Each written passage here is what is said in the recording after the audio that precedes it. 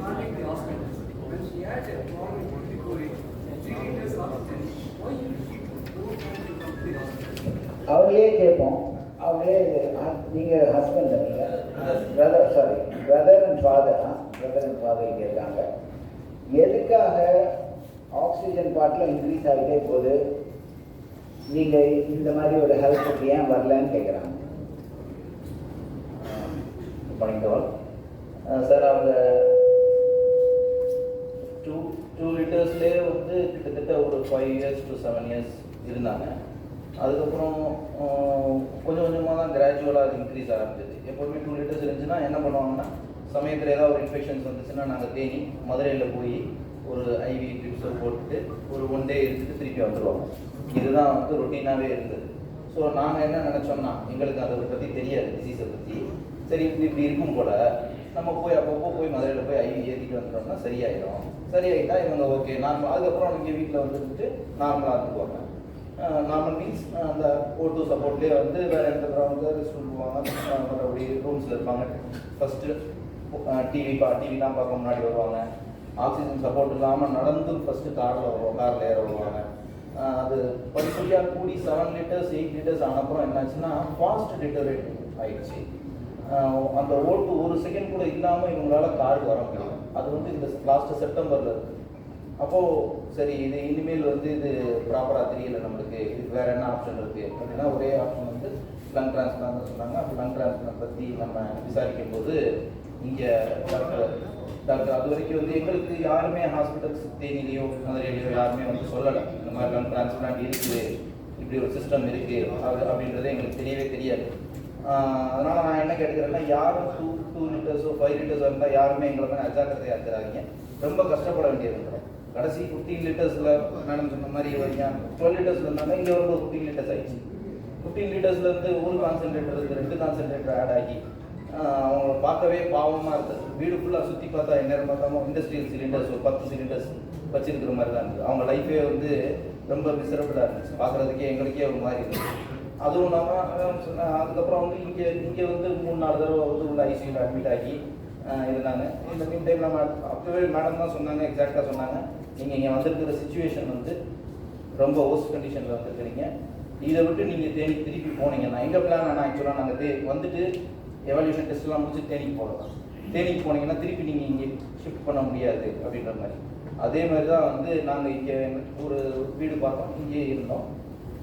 அப்பப்போ இன்ஃபெக்ஷன்ஸ் வரும்போது பக்கத்துலேயே இருக்கிறதுனால வந்து பார்த்து எல்லா டீம்ஸே சப்போர்ட் பண்ணி நல்லபடியாக வந்து ரெக்கவர் பண்ண வச்சாங்க. லாஸ்ட் டைம் வந்து என்ன மருந்து கொடுத்தாலும் ரெக்கவரியே ஆகலை. கடைசி 1 or 2 days வந்து சார் சொன்ன மாதிரி எக்மோக்கு போகிற சுச்சுவேஷன் இருந்துச்சு. ஒரு நல்லபடியாக ஒரு டோனர் கிடைச்சாங்க. அந்த டோனர் ஆர்கன் கிடைச்சது வந்து எங்களுக்கு ரொம்ப ஹெல்ப்ஃபுல்லாக இருந்தது. அந்த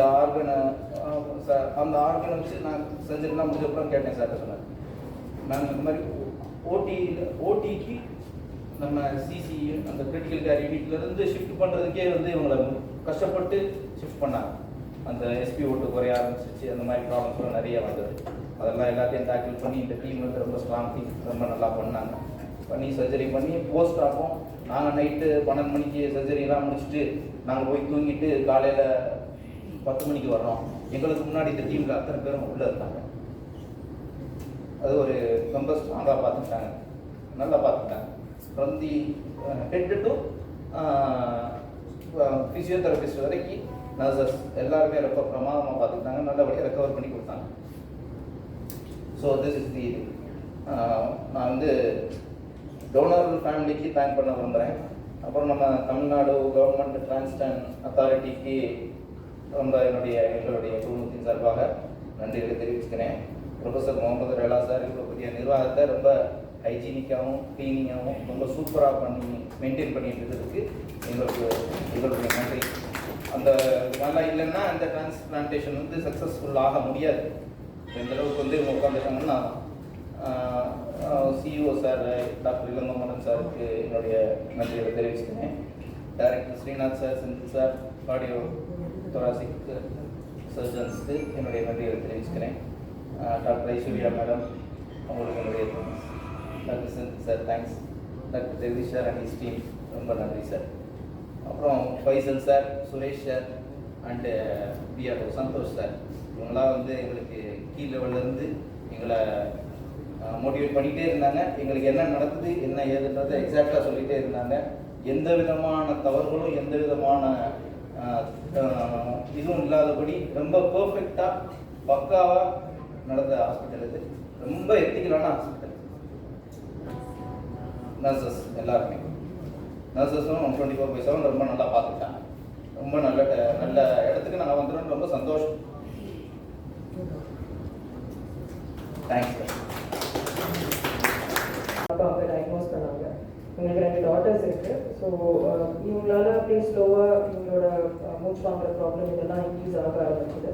அண்ட் தென் கோவிட் வந்து அந்த அஃபெக்ட் ஆன லங்ஸில் இப்போ யூஸ்வலாக இந்த ருமடைட் அஃபெக்ட் ஆகி ஐஎல்டி ஃபார்ம் ஆகிற லங்ஸில் என்ன ஆகும்னா நாங்கள் ஆல்ரெடி கொஞ்சம் ஸ்டிஃப் ஆகும். அந்த லங்ஸில் எங்களுக்கு கோவிட் வரவும் கோவிட் வந்து அந்த லங்கை இன்னும் ஸ்டிஃப் ஆகிடுச்சு. ஸோ கோவிட் வந்து போனதுலேருந்து இவங்க ஆக்சிஜனில் தான் இருக்காங்க. ஸ்லோவாக இவங்களோட ஆக்சிஜன் ரிக்வயர்மெண்ட் அவங்க சொன்ன மாதிரி 2 லிட்டர்ஸ் 5 லிட்டர்ஸ்னு கிட்டத்தட்ட எங்ககிட்ட வரப்போ அவங்க ஒரு 15 லிட்டர் ஆக்சிஜன் வச்சா கூட அவங்களுக்கு பத்தாத மாதிரியான ஒரு சுச்சுவேஷனில் இருந்தாங்க. நம்ம வீட்டில் வச்சு ஆக்சிஜன் கொடுக்கும்போது 15 லிட்டர்ஸ் தான் கொடுக்க முடியும். ஸோ அவங்களால வீட்டில் அந்த அளவுக்கு ஆக்சிஜன் சப்போர்ட் கொடுத்தும் அவங்களால ஒன்றும் மேனேஜ் பண்ண முடியல. இவங்க எங்களுக்கு வந்து ஒரு லேட் ப்ரெசன்டேஷன். இவங்களுக்கு இந்த மாதிரி டிரான்ஸ்பிளான்ட் அப்படிங்கிற ஒரு ஆப்ஷன் இருக்குன்றதே ரொம்ப லேட்டாக தான் தெரிய வந்தது. பை தென் அவ்வளோ ஆக்சிஜன் ரெக்வயர்மெண்ட் ஒரு பேஷண்ட்டுக்கு தேவைப்படுது அப்படிங்கும்போது ஹார்ட் ரொம்ப ஸ்ட்ரெயின் ஆகி பம்ப் ஆகும். ஸோ இவங்க ஹார்ட்டுமே ரொம்ப அஃபெக்ட் ஆக ஆரம்பிச்ச ஒரு ஸ்டேட்டில் தான் எங்ககிட்ட வந்தாங்க. எங்ககிட்ட வந்து இவங்க லிஸ்ட் பண்ணி அந்த ஒரு 3 months நாங்கள் நவம்பர் கிட்ட இவங்களை லிஸ்ட் பண்ணோம். இவங்களுக்கு டிரான்ஸ்பிளான்ட் டெஸ்ட்டில் ரெஜிஸ்டர் பண்ணோம். அதுலேருந்து இவங்களுக்கு ஆர்கன் கிடைக்கிறதுக்கு ஒரு 3 மாதம் ஆச்சு. அந்த 3 months நாங்கள் எங்களை ஒரு 4-5 வாட்டி அட்மிட் பண்ணியிருக்கோம். அவங்க வீட்டில் ரொம்ப கஷ்டப்பட்டாங்க. ஒரு வாஷ்ரூம் எழுதி போகிறது கூட அவங்களுக்கு அந்த ஆக்சிஜன் இல்லாமல் எதுவுமே ஆக்சிஜன் இல்லாமல் இல்லை, ஆக்சிஜனோடையே அவங்க வாஷ்ரூம் போகிறது ரொம்ப கஷ்டப்பட்டுட்டு இருந்தாங்க. So luckily donor was a blessing இவங்களுக்கு. நாங்கள் வந்து இவங்க அந்த வீக் ஆல்மோஸ்ட் எக்மோல போடுற மாதிரி இருந்தோம். ஏன்னா ஹார்ட்டும் ஃபீல் ஆக ஆரம்பிச்சிட்டு இருந்தது. ஸோ அந்த டைமில் ரொம்ப டைம்லியாக ஒரு டோனர் கிடைச்சாங்க அவங்களுக்கு பர்ஃபெக்டாக. அண்ட் டிரான்ஸ்பிளான்ட் பண்ணி இன்னைக்கு இவங்க she's able to do everything. அவங்களால எல்லாமே அவங்க பண்ண முடியும். அவங்க 2 டாட்டர்ஸ் அவங்க கூட இருக்காங்க. இப்போ அவங்களால எல்லா ஆக்டிவிட்டீஸும் பண்ணிக்க முடியுது. இப்போ அடுத்த மாதம் அவங்க திரும்ப ஊருக்கும் போக போகிறாங்க. நாங்கள் போஸ்ட் டிரான்ஸ்பிளான்ட் அவங்களுக்கு பண்ண பயோப்சியும் அதெல்லாம் ரொம்ப நல்லா ஃபங்க்ஷன் ஆகுது அப்படின்னு ப்ரூவ் பண்ணியிருக்கோம். எங்கள் சர்ஜன்ஸும் அதை பற்றி சொல்லுவாங்க. யூஸ்வலாக lung transplant routine lung transplant routine தான் இருக்குது. இந்த பேஷண்ட் என்ன ஃபீச்சர்ஸ் ஸ்பெசிஃபிக்காக இருக்காங்க? ஹார்ட் லங்கும் சேர்ந்து பண்ணால் அவங்களோட மார்டாலிட்டி லைக் அவுட்கம் ப்ரொக்னோசிஸ் வந்து கம்மியாக இருக்கும். லங் மட்டும் தனியாக பண்ணுறது வேறு, ஹார்ட் மட்டும் தனியாக பண்ணுறது வேறு. ஹார்ட் லங் சேர்ந்து பண்ணும்போது அவங்கள வந்து 2 ஆர்கன் கூட்டிட்டு இருந்தது ப்ராப்ளம். 2 ஆர்கனையும் ப்ரொடக்ட் பண்ணணும். என்ன சொல்லியிருக்காங்க, இங்கே ஒரு லங் மட்டும் பண்ணிவிட்டு ஹார்ட்டை வந்து நாங்கள் ரெக்வயர் பண்ணோம். இப்படி இப்போ போடாமல் மெடிக்கலாக மேனேஜ் பண்ணி share require. That is importance of this patients. அது மோஸ்ட்டாக இந்த மாதிரியான பேஷன்ஸ் என்ன பண்ணுவாங்க, எக்மோ போடுவாங்க. இல்லை போஸ்ட் ஆப்ரேட்டிவாக எக்மோ தேவைப்படும். எக்மோ தேவைப்படும் போது அதோட காம்ப்ளிகேஷன் ரேட்ஸ் எல்லாமே அதிகமாக இருக்கும். இந்த patient prevented from ECMO and heart and lung transplant. With a very 1 week lung transplant, she had made very good outcome. That is important in this patient. In the மாதிரி complex procedures பண்ணோம்னா it takes a big team. You heard the pulmonologist, you heard the surgeon. But அதுக்கப்புறம் surgery பண்ணதுக்கப்புறம் it takes at least about 2 to 3 weeks before நம்ம கவிதா ஐசியூவில் shift பண்ணுறதுக்கு யோசிக்கிறதுக்கும் ஆரம்பிச்சோம். So அந்த இன்டர்வெல்லில் the critical care team is a very important role. Because நிறைய parameters இருக்குது மானிட்டர் பண்ணுறது. இமீடியட் போஸ்ட் ஆஃப் வேறு இருக்கும், 3 நாளுக்கு அப்புறம் வேறு இருக்கும். So all that is done by doctor Jagadish and his team, comprising of Dr. Ram, Dr. Gunalan, Dr. Suresh Kumaran, Dr. Jevin, and a whole lot of nurses and technicians who are dedicated 24 hours on this job. During the surgery, perfusion plays a very important role. And we have an entire team here today. All of them are sitting there at the back, and every single one has contributed immensely to that. Detailed critical care பற்றி பேசுங்க. I'll give it to Dr. Jagdish, who's our chief. First நான் வந்து I'm the brother of S Kavitha I'm Senthilkumar. நான் வந்து toner ஃபேமிலியை thank பண்ணிக்கிறேன். என்னுடைய தங்கச்சிக்கு ஆர்கன் கொடுத்து உதவுன டோனர் ஃபேமிலியை.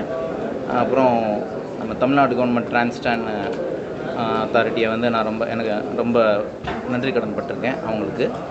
இந்த மாதிரியான ஒரு நமக்கு என் தங்கச்சிக்கு ஆர்கன் கிடைச்சி நல்லபடியாக அவங்க ரெக்கவர் ஆனதுக்கு.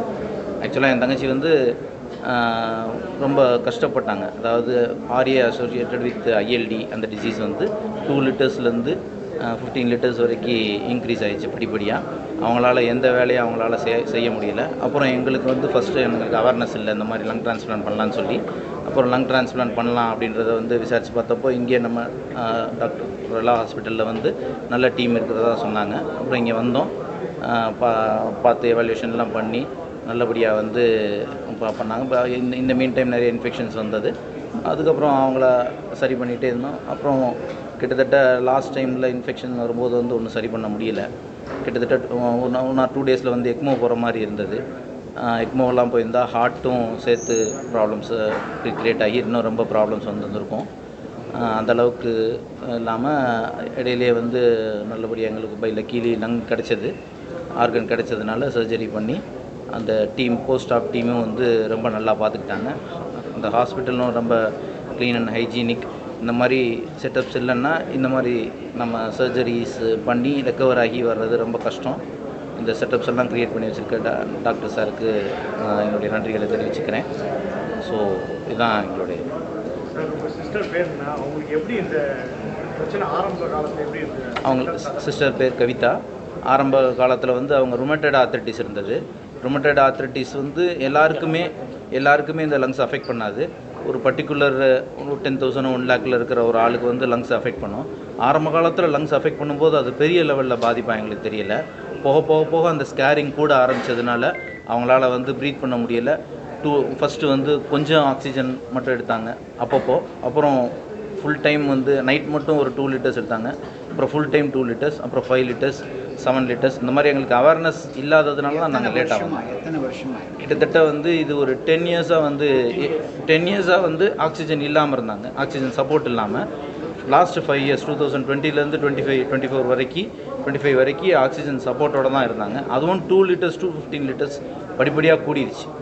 அது கூடினது யாரும் நாங்கள் எதிர்பார்க்கவே இல்லை. 5 லிட்டர்ஸில் கிட்டத்தட்ட 3 years 4 years இருந்தது. இந்த 5 லிட்டர்ஸ்லேருந்து 15 லிட்டர்ஸ் வர்றது ஒரு 6 monthsல நடந்துருச்சு. இந்த 15 லிட்டர்ஸ்க்கு மேலே இங்கேயே வந்தப்புறம் எங்களால் வந்து ஹாஸ்பிட்டலை விட்டு மூவ் பண்ணவே முடியல. அவ்வளோ தூரத்துக்கு வந்து மோசமான ஒரு சூழ்நிலை வந்துச்சு. பட் அது எல்லாத்தையுமே சரி பண்ணி லங்ஸ் டிரான்ஸ்பிளான்ட் பண்ணப்புறம் இப்போது ஃப்ரீயாக ப்ரீத்திங், எந்த விதமான ஆக்சிஜன் சப்போர்ட்ஸும் இல்லாமல் அவங்களால ஃப்ரீயாக ப்ரீத் பண்ண முடியுது. அதை பார்க்கவே எங்களுக்கே சந்தோஷமாக இருக்குது. இவங்களுக்கு கொரோனா தொற்று ஏற்பட்டதா, அதனால அவங்களுக்கு பெரிய பாதிப்பு ஏதாவது அதிகமாச்சு? கொரோனா தொற்று ஏற்பட்ட அப்புறம் தான் அவங்க ஆக்சிஜன் சப்போர்ட்டுக்கு போக ஆரம்பித்தாங்க. அதுக்கு முன்னாடி வரைக்கும் ஆக்சிஜன் சப்போர்ட் இல்லை. எப்போயாவது வந்து மூச்சோட கஷ்டமாக இருக்குன்னு சொல்லுவாங்க. அப்போ போய் ஐவிஸ் அண்ட் ட்ரிப்ஸ் அந்த மாதிரி ஆன்டிபயோட்டிக்ஸ் ஏற்றின உடனே சரியாயிடும், எந்த பிரச்சனையும் இருக்காது. பட் கொரோனா தொற்றுக்கு அப்புறம் ஃபுல் அந்த ஆக்சிஜன் சப்போர்ட்ஸில் 2, 5, 8 அப்படி கூடிடுச்சு. நான் சொல்கிறேன், என்ன வயசு வரைக்கும்? 43. இன்னைக்கு தேனியிலேருந்து கவிதா